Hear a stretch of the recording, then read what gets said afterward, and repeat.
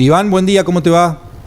¿Qué tal? ¿Cómo están? Bien, muy bien. Bien, todo bien. Bueno, ¿por qué bajó el riesgo país de ese modo esta semana?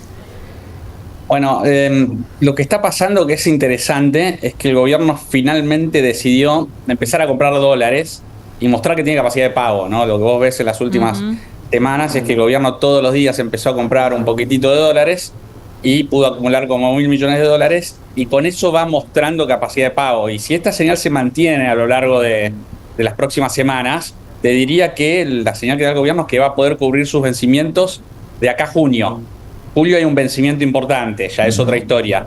Pero si el Banco Central siguiera comprando un poquitito todos los días como lo viene haciendo, esta señal de cubrir vencimientos de acá a junio la da y bueno, el riesgo país responde a la baja, ¿no?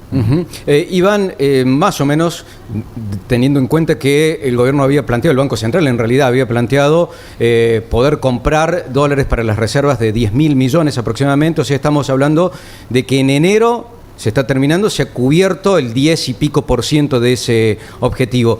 ¿Crees que ese ritmo va a acelerar cuando nos estemos acercando, por ejemplo, a la cosecha gruesa, que es la etapa estacional en la que más dólares ingresan a la Argentina? Sería bueno que cuando la estacionalidad es alta traten de comprar un poquito más, porque después los dólares no están y no es tan fácil comprar. Sobre todo en el tercer trimestre, lo que se le criticó el año pasado, ¿no? Que cuando tenía la oportunidad de comprar no compró tanto y después, bueno, fue difícil, ¿no? Entonces espero que este año, cuando empiece a haber esta oferta de dólares, en marzo, abril, mayo, que es la estacionalidad alta, bueno, aprovechen para comprar una mayor cantidad. Y eso termina de dar una señal muy clara al riesgo país, que si bien bajó, quebró los 500, la verdad que Argentina necesita que llegue a los 400. Entonces todavía queda un recorrido. Y eso es mostrar que seguís comprando reservas, pero también que las reformas avanzan. Por eso lo que pasa en febrero en el Congreso con la reforma laboral es muy importante, porque si esa reforma avanza, también te puede dar un empujón a que el riesgo país baje. Y si ya llega a los 400, que tan lejos no estamos, ahí Argentina podría volver a los mercados financieros internacionales. Bueno, sobre eso te quería preguntar. ¿Vos imaginás que vamos a esperar, o el gobierno va a esperar a ese nivel de 400 puntos? Ayer hubo un termómetro, el de Ecuador, que con 450 aproximadamente puntos de riesgo país, volvió a los mercados internacionales colocando deuda entre el 8, 9 y pico %. Exactamente, sí, el riesgo país de Ecuador creo que fue 4.30, ahí muy cerquita de lo que mencionás. Y es una tasa que, bueno, es aceptable, pero es un poquitito alta, ¿no? Por eso lo ideal es tratar de llegar a 400 y un poquito por abajo. Te diría que lo ideal sería tratar de no pasarse de una tasa del 8%, entre la tasa de libre de riesgo de Estados Unidos más tu riesgo país, ese es tu costo de endeudamiento. Entonces, la tasa de la Fed de Estados Unidos está más o menos en 4%, y si vos llegás a los 400 puntos básicos, estás en este 8% que mencionamos, ¿no? Y ese debería ser el objetivo. ¿Se puede endeudar antes el gobierno, volver a los mercados antes? Sí, puede, y es una señal, pero creo que lo ideal sería que el riesgo país termine de comprimir, así ya lo haces a una tasa realmente más accesible, ¿no? Iván, y ayer que Córdoba tomó deuda al 8,6%, parece razonable en términos de lo que estás hablando vos, digamos, siempre los subnacionales tienen un poquito más que pagar que un Estado... Sí, país. Fíjate, el Córdoba fue 8,6%, ¿no? Sí. Ya está muy cerca de este 8% que se menciona. ¿Consideras que es buena esa tasa? A ver, la sigo viendo un poquito alta, porque este 8 es como, te diría, si hubiera bandas de tasas para endeudarte, te diría que el 8 trataríamos de que sea el techo, pero está un poquito por arriba. Pero teniendo en cuenta lo que es el contexto de Argentina, lo que le cuesta volver a los mercados internacionales, claro, es una buena noticia. También porque eso implica que vienen dólares a Argentina y ayuda a tener al dólar tranquilo, ¿no? Porque siempre un problema del tipo de cambio es que no vienen las inversiones y que no generás la suficiente cantidad de dólares. Bueno, ahora las empezás a generar, esto contribuye, nada más que una tasa un poquito más alta de lo deseable, pero no es que se está endeudando al 10, al 11 o al 12, está un poquito. Entonces, teniendo en cuenta que esto también trae cierta tranquilidad al mercado cambiario, me parece que es más lo positivo que está un poquito por arriba del 8. Iván, hoy hay una renovación de deuda en pesos que la mayoría de los mortales nos pasa por alto, pero que tiene la singularidad de eventualmente empezar a definir de nuevo la posibilidad de un camino de descenso de las tasas de interés. De hecho, el gobierno es como que dejó de esterilizar todo lo que tenía que emitir para comprar los dólares para las reservas. ¿Qué imaginas que puede pasar hoy? Bueno, hoy la tasa creo que va a hablar más de lo normal, ¿no? A qué tasa se renueva y cuánto se renueva.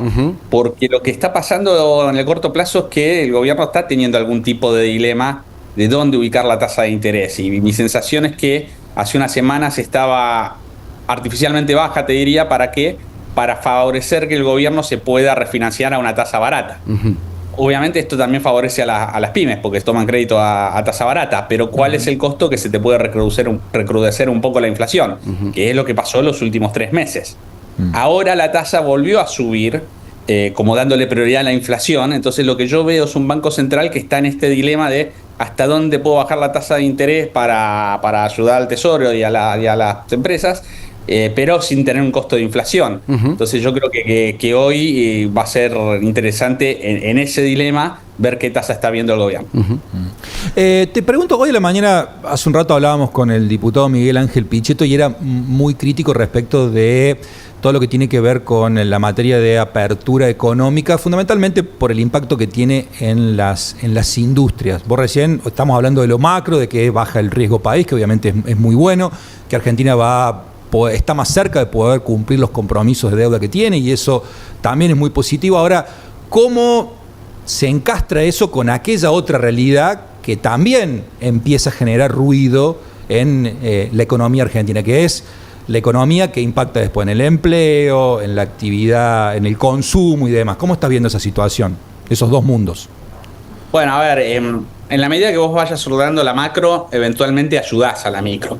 Entiendo que en el corto plazo vos decís, che, bueno, ¿qué está pasando acá? Pero acá me parece que hacer una distinción que no es menor, ¿no?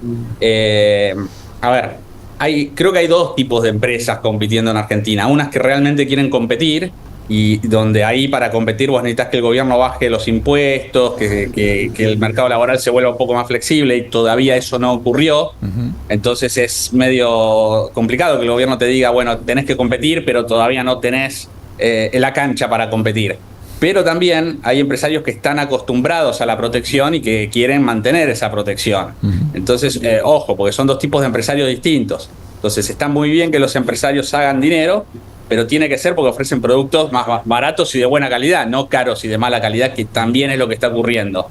Y también hay que tener en cuenta que cuando los precios caen y vos competís porque podés comprar bienes más baratos, los consumidores se benefician también, ¿no? Porque pueden comprar más barato y les sobra más salario. O sea, van a poder consumir más. Entonces, tomo el espíritu y el norte que plantea el gobierno de las empresas tienen que competir, porque en el mundo suele ser así, pero hay que ser realistas de que, bueno, también para competir necesitas lograr la reforma impositiva, lograr la reforma laboral, y ahí sí estarían las condiciones más dadas para competir. Si no, vos estás diciendo vayan a competir, pero tenés una mochila tributaria. Totalmente. Muchas gracias, Iván, muy amable. Gracias a ustedes. Chao, muchas gracias.